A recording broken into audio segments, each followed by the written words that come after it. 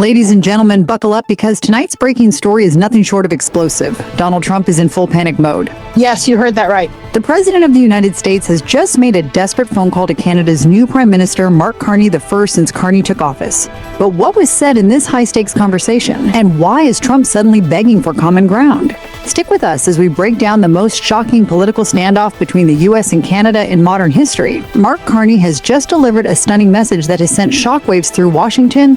The old relationship we had with the United States, based on deep economic integration and military cooperation, is over. The old relationship we had with the United States, based on deepening integration of our economies and tight security and military cooperations, is over. Never before has Canada stood so united behind a political cause. And this newfound strength is making Trump's threats fall flat. But what happens next?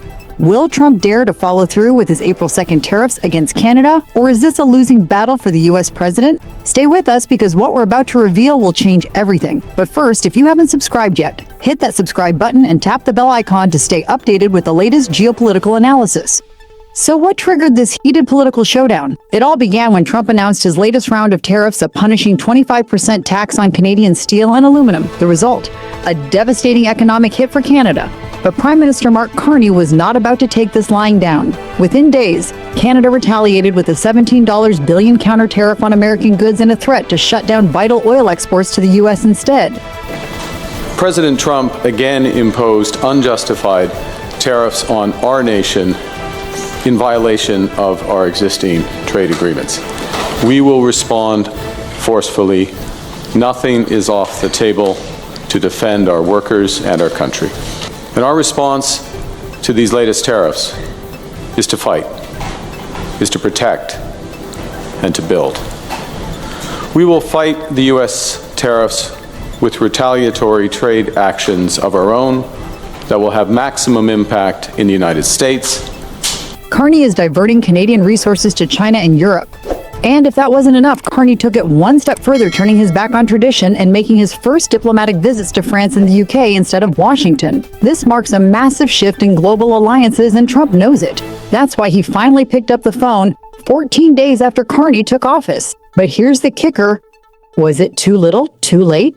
Trump called the discussion very productive, but what does that really mean? Because behind the scenes, sources say it was a plea for renegotiation.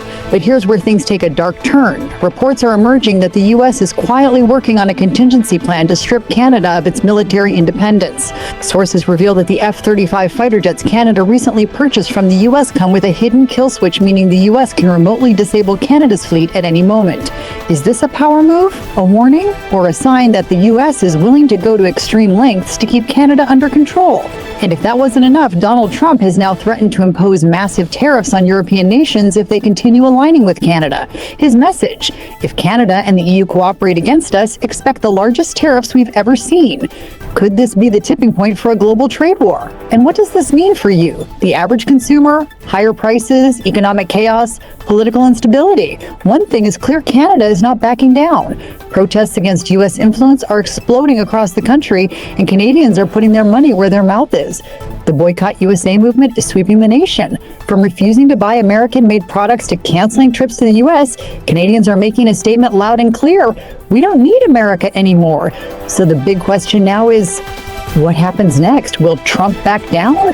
Or will he push the standoff to the breaking point? And most importantly, how will it impact you? We're following this story 24/7, and trust me, the next few days are going to be game-changing. So make sure you're subscribed to this channel because we're bringing you the latest, the most exclusive, and the most crucial updates as they unfold. Like, share, and subscribe because the world is changing before our eyes and you need to stay ahead of the storm. This is Janet MacArthur signing off. Stay safe, stay informed, and we'll see you in the next one.